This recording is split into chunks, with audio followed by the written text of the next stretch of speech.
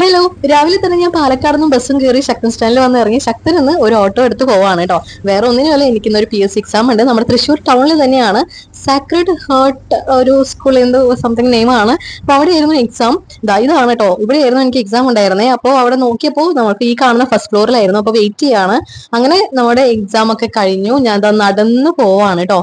പണ്ട് SN കോളേജിൽ BCom പഠിക്കുന്ന സമയത്ത്, ഡിഗ്രി സമയത്ത് ഞാൻ എല്ലാ സൺഡേസിലും കൂടെ തൃശ്ശൂർ വരുമായിരുന്നു. തൃശ്ശൂർ സെന്റ് തോമസ് കോളേജിൽ ഇവിടെയായിരുന്നു എനിക്ക് കാറ്റിന്റെ എൻട്രൻസ് കോച്ചിങ് ഉണ്ടായിരുന്നത്, MBA അഡ്മിഷൻ ഉള്ളത് കേട്ടോ.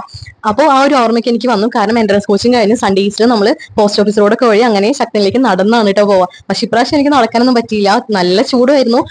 നമ്മൾ കുറച്ച് അങ്ങോട്ട് നടന്ന് സെന്റ് തോമസിനും സെന്റ് മേരീസിനും ഇടയ്ക്കായിരുന്നു നമ്മുടെ ഈ PSC എക്സാമിന്റെ സ്കൂൾ ഉണ്ടായിരുന്നത്. അപ്പൊ അവിടെ നടന്ന് കുറച്ചങ്ങോട്ട് കയറിയപ്പോഴേക്കും ശക്തിയിലേക്കുള്ള ബസ് കിട്ടി. ബസ് കിട്ടിയപ്പോഴാണെങ്കിലോ നല്ല ബ്ലോക്കാണ് കേട്ടോ. ഇന്ന് പൂരവിളംബരമായിരുന്നല്ലോ.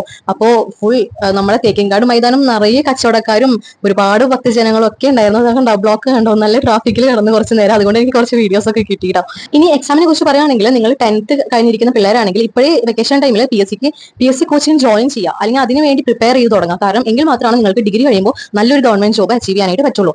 കാരണം ഞാൻ പറയുന്നത് എന്താ വെച്ചാൽ, നമുക്ക് 5 to 10 സ്റ്റാൻഡേർഡ് വരെയുള്ള ടെക്സ്റ്റ് ബുക്കും NCERT SCERT സിലബസ് ആണ് നമുക്ക് PSC മെയിൻ ആയിട്ട് വരുന്നത്. അതിൽ നല്ലൊരു ബേസ് ഉണ്ടെങ്കിൽ നിങ്ങൾക്ക് പിന്നെ വേറെ ഒന്നും നോക്കാനില്ല. അതേപോലെ പ്ലസ് 2 കഴിഞ്ഞിരിക്കുന്ന പിള്ളേരോടും ഈ സെയിം തന്നെ PSC കോച്ചിങ് ജോയിൻ ചെയ്യുക. പ്ലസ് നിങ്ങൾ ആപ്റ്റിറ്റ്യൂഡ് ടെസ്റ്റിനുള്ള ഒരു കോച്ചിങ് എടുക്കുക. അതാകുമ്പോൾ നിങ്ങൾക്ക് ബാങ്ക് ടെസ്റ്റ് ആ ഒരു രീതിക്ക് അതും ക്രാക്ക് ചെയ്യാനായിട്ട് എളുപ്പമായിരിക്കും. അപ്പൊ ഇതിനൊക്കെ നമ്മൾ വേണ്ടത് മെയിൻ ആയിട്ട് നല്ലൊരു കോച്ചിങ് ആണ്. അത് ഇരുന്ന് തന്നെ പഠിക്കണം. മാരേജ് ഒക്കെ കഴിഞ്ഞിട്ടുണ്ടെങ്കിൽ നിങ്ങൾക്ക് പുതിയ പുതിയ റെസ്പോൺസിബിലിറ്റീസ് വരും. എല്ലാത്തിനും കൂടെ നിങ്ങൾക്ക് ഇതൊന്നും പഠിച്ചെടുക്കാനൊന്നും പറ്റില്ല. ഞാൻ എൻ്റെ ഒരു എക്സ്പീരിയൻസ് പറയുകയാണ്. അതുപോലെ ഡിഗ്രി കഴിഞ്ഞിരിക്കുന്ന പിള്ളേരാണെങ്കിൽ നിങ്ങൾ ഇപ്പോൾ തന്നെ PSC കോച്ചിങ്ങിന് ജോയിൻ ചെയ്യുക. PG ജോയിൻ ചെയ്യുന്നതിന് മുമ്പായിട്ട്, എന്നിട്ട് PGയുടെ കൂടെ നിങ്ങൾ ഒരുമിച്ച് ഇത് കൊണ്ടുപോകുകയാണെങ്കിൽ നിങ്ങൾക്ക് നല്ലൊരു സബ്ജക്ട് ബേസ് PSC ഉണ്ടായിരിക്കും. കാരണം എനിക്ക് ഇന്നുണ്ടായിരുന്ന എക്സാം എന്ന് വെച്ചാൽ ജൂനിയർ അക്കൗണ്ടന്റിന്റെ എക്സാം ആണ്. അതിൽ GK കാര്യങ്ങളൊന്നുമില്ല, ഫുൾ സബ്ജക്ട് ബേസ് ആണ് നമ്മുടെ ഡിഗ്രിയുടെ. അപ്പോൾ നമ്മൾ ആ ഡിഗ്രിയുടെ നമ്മൾ പഠിച്ച കാര്യങ്ങൾ നമ്മൾ എപ്പോഴും അത് ഓർത്ത് വെക്കണം. അത് ഓർത്ത് വെക്കണമെങ്കിൽ നമ്മളത് എപ്പോഴും അപ് ടു ഡേറ്റ് ആയിരിക്കണം. നല്ലൊരു കോച്ചിങ് ജോയിൻ ചെയ്യുക, അതിനുവേണ്ടി പ്രിപ്പയർ ചെയ്യുക. അപ്പോൾ ബെസ്റ്റ് ആയിട്ട് നമുക്ക് പെട്ടെന്ന് തന്നെ ക്രാക്ക് ചെയ്യാൻ പറ്റും. അങ്ങനെ ഞാൻ വീട്ടിലൊക്കെ വന്ന് ഫുഡൊക്കെ കഴിക്കുകയാണ് കേട്ടോ.